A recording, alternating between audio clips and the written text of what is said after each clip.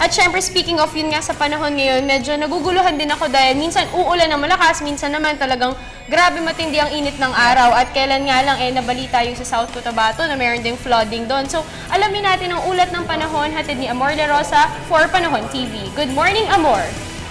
Good morning sa inyo, Diane and Carla. Good morning, Pilipinas. Ngayong umaga makakasama natin si Mr. Alvin Pura na weather forecaster ng Pag-asa. Good morning, Mr. Pura. Good morning, Amor, at good morning din sa inyong mga viewers. Mr. Pura, dahil Lunes po kahapon, naglabas ulit ang Pag-asa ng weekly weather outlook para sa linggong ito. So, pwede ba natin ibahagi sa ating mga kababayan kung anong asahan nating lagay ng panahon sa araw na ito at syempre sa mga susunod pang mga araw? Para sa araw na ito, meron nga tayong tinatawag na easterlies. So, generally, ang buong bansa natin ay ng fair weather or bahagyang maulap lang tayo na may chances lang ng localized or mga isolated na thunderstorms at mga pag-ulan. Nakadaan ang ating tinatawag na diffuse tail end ng cold front na nagpaulan or nagdala ng mga kaulapan dyan sa Cagayan Valley at Aurora at Quirino, Quezon kahapon. Inaasahan natin ang fair weather o magandang panahon natin ay papatuloy sa susunod na 2 hanggang 3 araw. At pagpasok naman ng Sabado, meron tayong inaasahan ng trough ng low pressure area na magdadala ng kaulapan at mga mahina hanggang katamtamang mga pag-ulan at pagkilat pag-ulog dyan sa area ng Caraga at Davao Region. Itong low pressure area natin ay nasa labas naman ng ating Philippine Area of Responsibility at hindi natin inaasahan maging ganap na bagyo, subalit ang kanyang trough or ang kanyang extension or ang kanyang convergence o pagsasanib ng hangin ay makaka-apekto nga dyan sa eastern section ng Mindanao. Samantalang panibagong frontal system or convergence ang maaasahan natin sa northern Luzon sa pagpasok din ng Sabado na magdadala ng mga dito nga sa tinatawag nating northern area ng Luzon, kasama na dyan ang Cagayan Valley, Cordillera Administrative Region. Inaasahan natin pagpasok ng linggo, magpapatuloy po ang ganitong panahon dyan sa northern Luzon at kasama na rin ang mga pagulan at mga kaulapan dyan sa area ng eastern Mindanao. Mr. Pura, dahil nabanggit nyo nga itong tungkol sa low pressure area, so meron na naman tayong babantayan na trough ng low pressure area na makaka-apekto sa Mindanao. So, normal lang ba itong nangyayari sa atin na parang every week, meron tayong binabantayang mga low pressure area dyan sa labas ng ating bansa? Yes, opo. Actually, ang trough ng low pressure area or yung low pressure area natin na nakaka-apekto dyan sa area ng Mindanao ay nanggagaling po yan doon sa tinatawag nating intertropical convergence zone. Yung intertropical convergence zone po natin ay medyo mababa naman po. Nandito sa may malapit sa equator, subalit yung mga nabubuong low pressure area niya ay nagdadala po ng trough or yung extension po, yung tawag nating low pressure area. Yun po ang nagdadala ng mga kaulapan dyan sa area po ng Mindanao.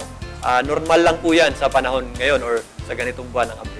Okay, so patuloy natin babantayan yung trough ng low pressure area na yan. At yan nga po mga kababayan, nung narinig po natin by weekend, posible pong maging maulan po dyan sa may Mindanao at pati na rin po sa Northern Luzon. At eto naman Mr. Alvin Pura, dahil nabanggit na rin ng Pag-asa na ito nga, last week ng April hanggang sa buwan ng Mayo, ito yung pinaka peak season ng ating tag-init na panahon. So inaasahan natin ang mas matataas pa na temperatura, no? So ano ba yung range ng temperature na inaasahan natin sa mga susunod na araw? Yes, opo. Actually, pagpatapos na po ang buwan ng Abril at early parts na May, medyo matataas po talaga ang ating temperatura. Para po dito sa Metro Manila, naglalaro na lang po sila sa 35 at 36 degrees Celsius. Maaring mas mababa o mas mataas po doon. Dito naman sa Metro Cebu, ang ating mga temperatura ay pumapalo po sa 32 hanggang 33 degrees Celsius. At Davao City, meron po tayong naitatalang mga 32 at 33 degrees Celsius. Maaaring mas mababa o mas mataas po doon sa mga nabanggit kong temperature. At inaasahan natin sa mga susunod na araw, medyo makakaranas pa tayo o magpapatuloy pa rin ang ating mainit na temperaturang mararanasan. Depende po sa weather system or sa nakaka-apekto sa ating bansa. Okay, at eto naman, dahil panahon pa rin ng bakasyon ng ilan sa ating mga kababayan, marami pa rin ang magta-travel by sea. Ano ba yung inaasahan nilang sea condition, lalong-lalo na rin pa rin sa mga ating mga kababayang mga mangingisda na pamamalaot nila? Yes, sa ngayon, wala naman tayong bagyo or low pressure area at wala rin tayong system or mga frontal system. So, kung meron man tayong frontal system, medyo mahina rin po ito.